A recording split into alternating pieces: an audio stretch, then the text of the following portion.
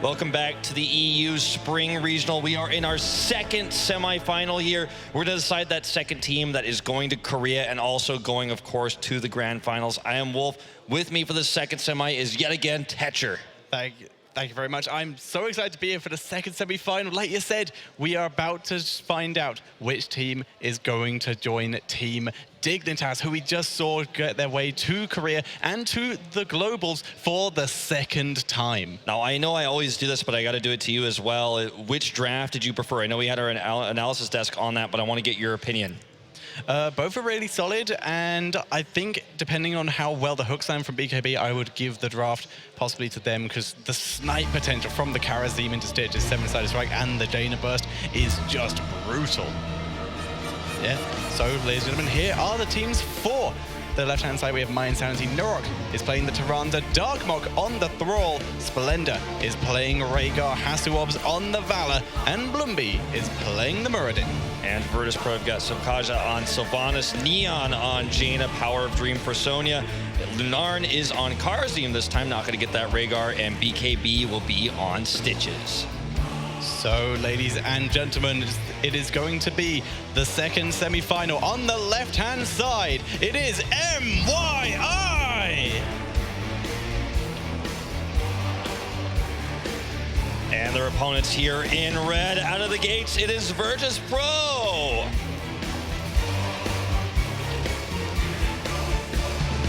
For now, we're going to see both teams begin posturing in the center of the map.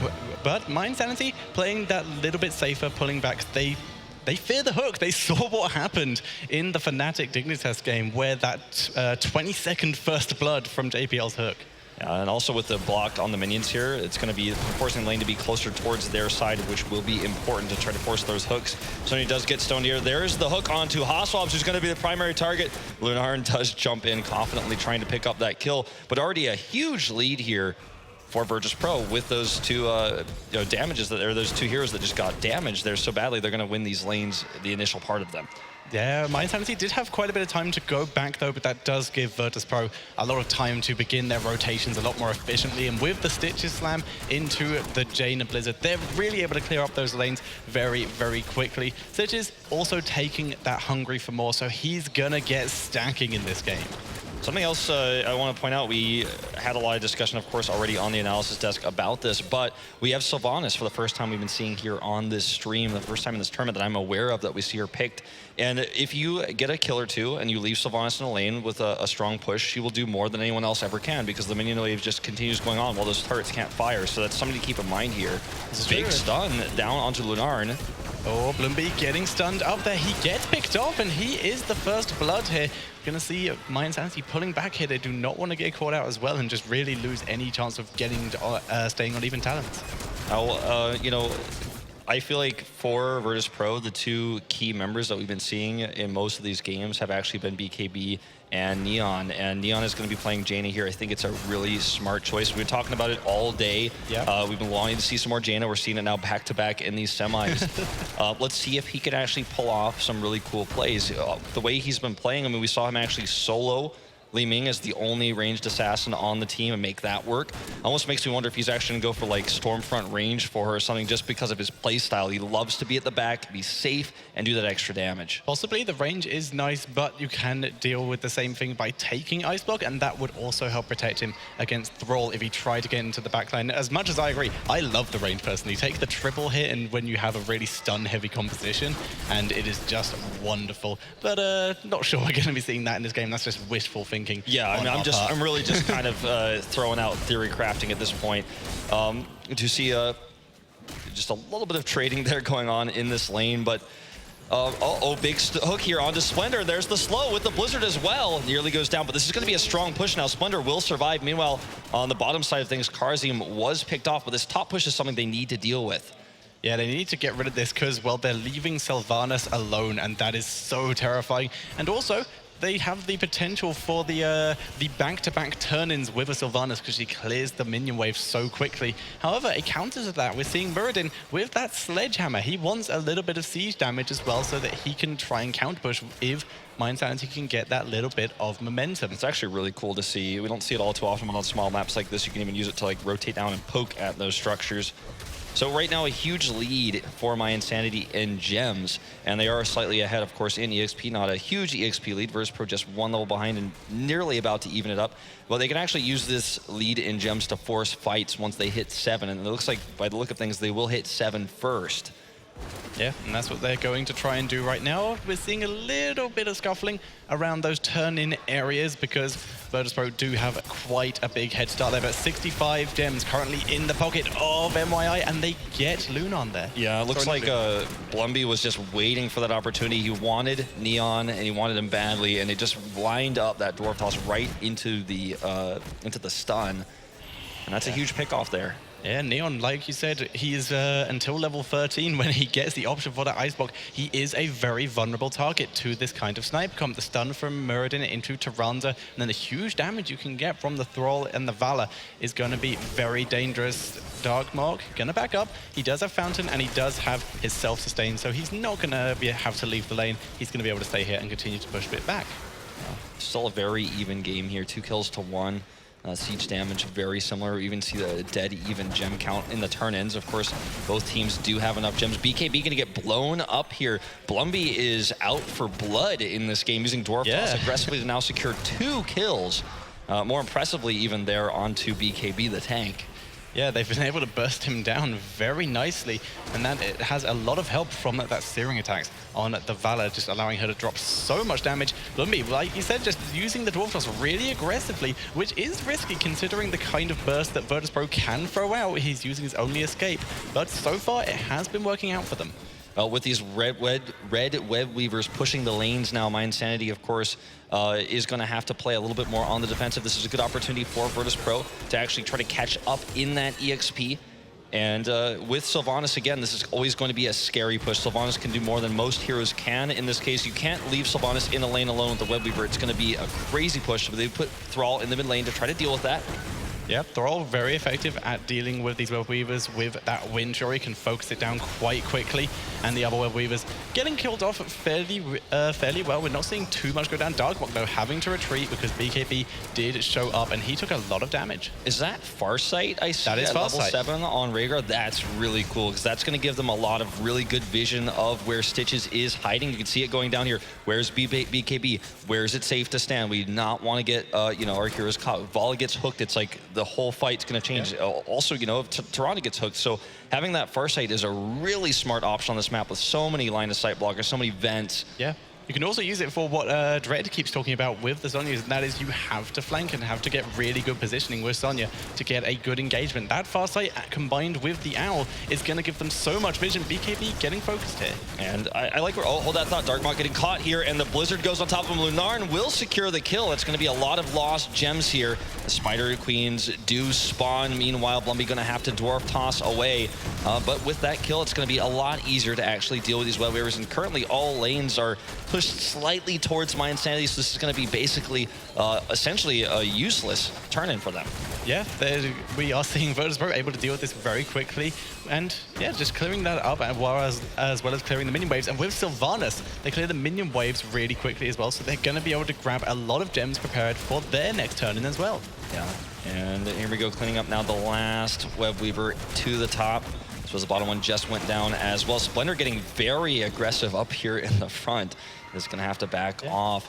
But 10 is up for everybody. Let's see, we do see Ring of Frost. Of course, we are going to see Palm and the Wailing Arrow, which is really powerful, as the people on the analysis desk were pointing out before, against a double support comp. If you hit both of those healers, then Jaina can actually just blow people up, and you won't be able to deal with that Blizzard damage. We do see a big kill here, though, meanwhile, going on to Thrall. Yeah, like you said, Jaina blows people up if you're not careful, and that silence going to really help with that. BKB did pop the Putrid Barrel, not able to get much out of that, so that's going to be down for a very long time. Thrall will have Sundering when he's back, and he'll be able to get back into a position where they can maybe contest a turn in area, as there's currently 45 gems in the favor of Virtus.Pro. Yeah, they're right on the edge of this one. Meanwhile, if mYinsanity loses too many gems here, they're still going to be struggling to get their turn in. They have so many being held currently. They're at 0.55 in the turn-ins. And it looks like we're going to see that it's going to be Virtus.Pro that's trying to force this fight. They do control, again, that far side, giving so much extra vision. Semifinals actually getting caught here, out, taking a ton of damage. Blubby going in for that aggressive pull. They do proc that heal, however. Yeah, very nice palm there. There's the Tyrande with the Shadow Stalk there, doing a lot. Power is being dropped low. The poison does finish him off before Ludon gets his heal back. And we're going to see Virtus.Pro back up. BKB going to grab Blumby, though. His Dwarf Toss, I believe, is on cooldown, but an Ancestral will heal it. There's the cooldown finishing up, and the Blizzard there not able to really connect. Very solid fight by mYi there, able to just play really well. The Ring of Frost used without too much of a setup. They weren't able to really land it on that many people, so they weren't able to get much out of that. The palm was solid, but it just didn't work out as well as they hoped it would. Splendor going to finish this turn in here, meanwhile, Tetra, and now we're going to have the third Web Weavers of the game. The second one's here for mYi pushing across. Do you think they will be able to secure a fort with this push? They may be able to. They've done a lot of pressure into some of the lanes, like the mid lane, for example, thanks to Sylvana. She's just done so much so far.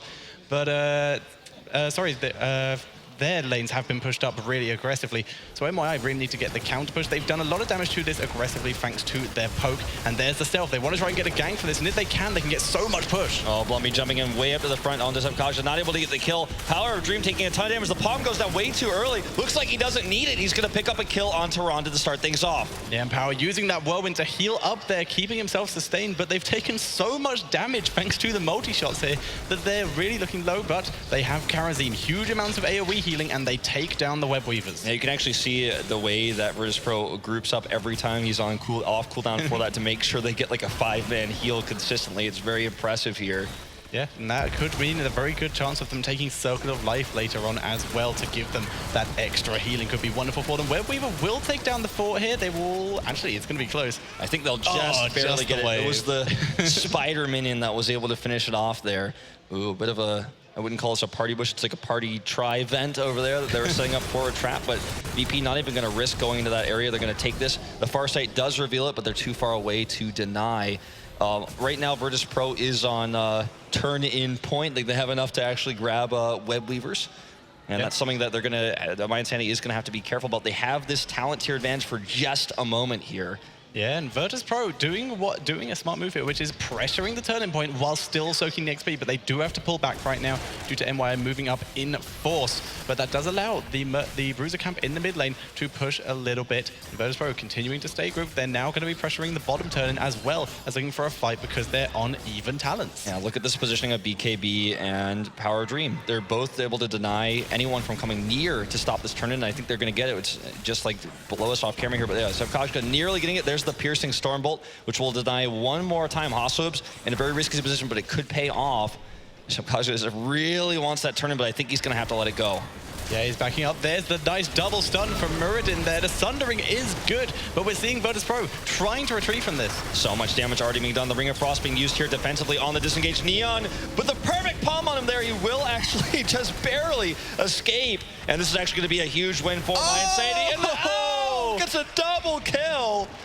And we're seeing them try to chase onto Ludon as well. He will get out, but that is still 3 kills coming in from mYi there. And they've denied the turn-in as well, so they're really strong and they've still got that XP lead. And they just, with that last 1 gem they picked up, have exactly enough for a turn-in. Looks like they want to push these lanes out just a little bit more before they do so, and we're going to see them rotate down and take this easy camp in the bot lane.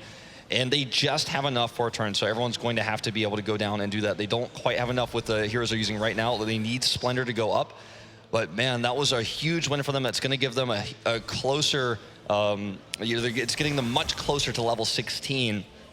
And that's important because that's a huge power spike for Jaina and Sylvanas with those vulnerability talents. Yeah, they will be able to do so much damage and just help even Stitches, who's gone for a kind of slam-focused build. He has that the Mega Smash, which is going to really help. And with the vulnerables from the Cone of Cold, for example, he's going to be just doing even more damage with that. I really feel like the Farsight pick has been so important for mYi. It's given them so much safety. Splendor actually going to get caught. Meanwhile, as I mentioned, his talent build is going to be totally fine, just backs off behind these Web Weavers. mYi should easily be able to secure 16 with this push.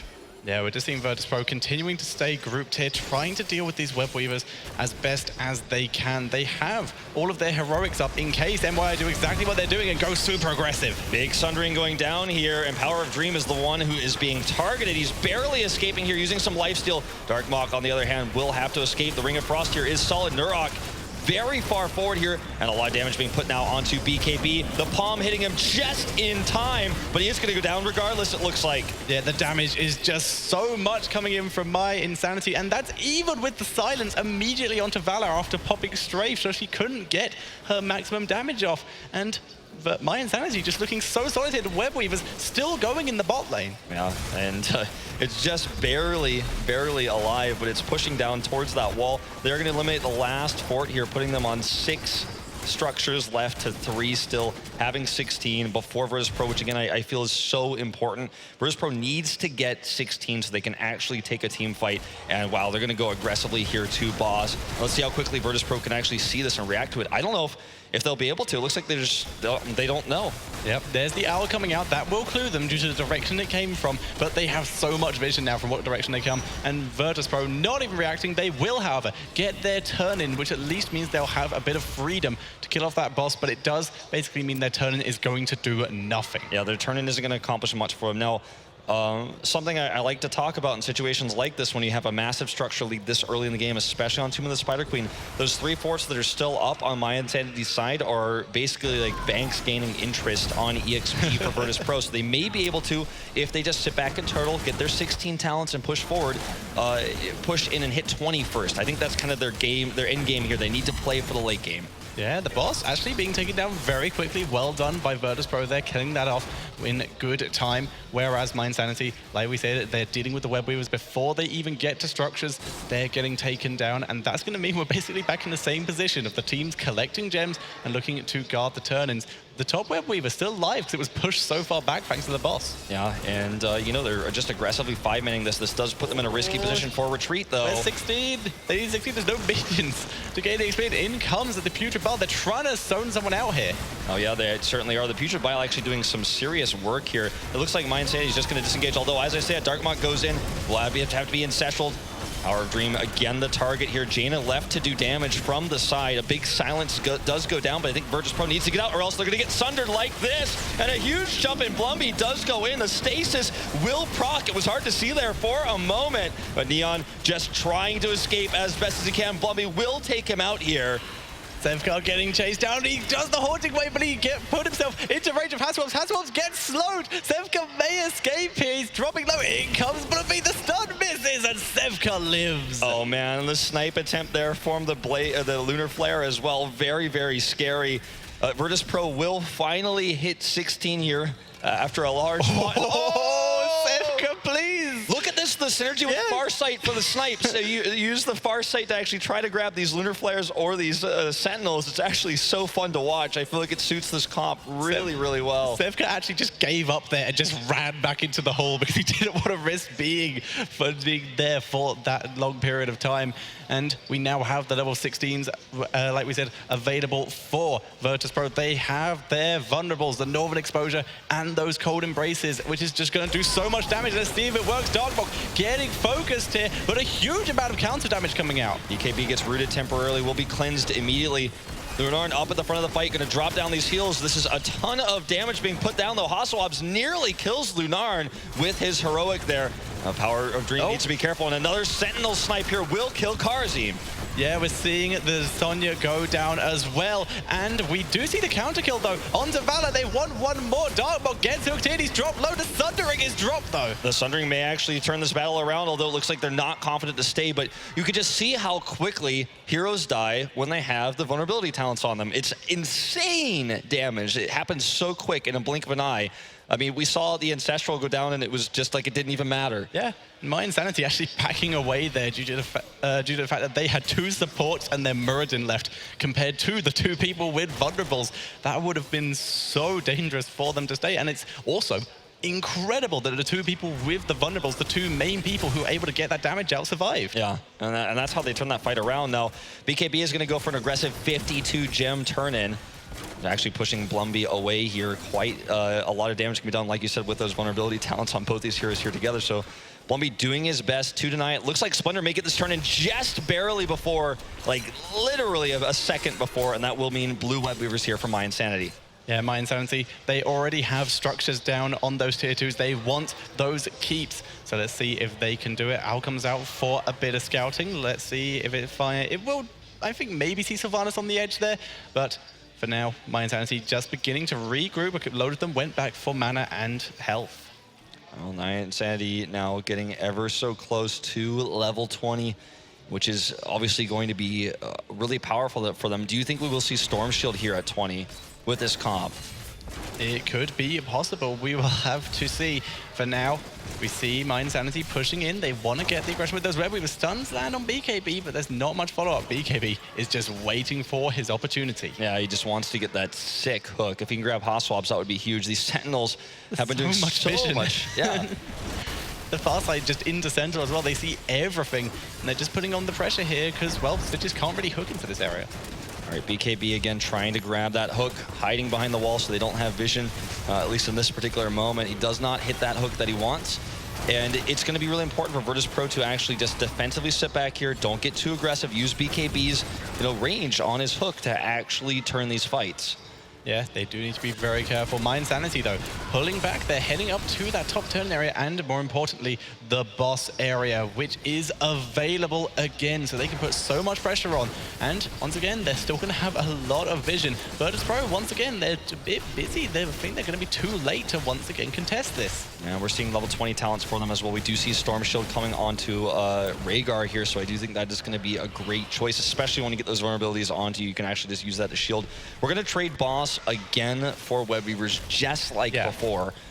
But this time mYinsanity has level 20, and they may just simply ignore these Web Weavers for now and continue the top push. Yeah, the mid Web Weaver is the only one really putting a threat on because of the minion wave already pushed up to the fort. Bot lane is pushed all the way up to the keep as well, so that way Web Weaver is going to be busy. This one will help them defend the boss, though, so that is quite nice for them. But we're going to see the full 5-on-5 as mYinsanity try to siege. It's so funny to actually see basically two bosses here in the same lane. A big, big attempt there on Chef Cosmo, but he actually avoids all of it with his Unstoppable. And this is mYinsanity's opportunity to try to push for the end of the keep is down. They have a boss with half health, and they're trading a lot of damage. They're actually getting the better ends of the trades because the boss is essentially tanking and zoning for them in this push. mYinsanity, though, pushing in. They get silenced. If they can get a kill here, they can pretty much end. But Nurok taking a lot of damage. Ring of Frost does not hit anyone. Core getting focused. Jada in that ice block trying to tank. The palm is good. This is going to be so close, but it looks like they just have enough damage with all those heals and the boss. And GG. mYinsanity will take that first game here on Tomb of the Spiderqueen. Very impressive plays. Yeah, they were just able to push through there, and they split up really nicely on the core. So the only way Virtus.Pro would have been able to defend that is if they could have basically wiped the team and taken down the boss, or at least taken out a couple members and forced them to retreat. But instead, they tried to go onto Jaina, Ice Block. They tried to go onto Nurok. He's able to get healed and survive. They just couldn't take down the one, and like you said, the damage was enough to win the game. Even with the Ring of Frost that connected with 3 heroes, it just still wasn't enough because the splitting was so good. That was very well executed there by mYinsanity, and I have to say, I personally was favoring Virtus.Pro going to this, but this last game that we saw was very dominant, and I kind of have to say this could go either way now. Yeah, mYinsanity have just been so solid the entire time that they have played in this tournament and just haven't really looked shaky. So they've been playing really well, and they're showing that against Virtus.Pro. But let us see what the analysis have to think about this as we send it over to the desk.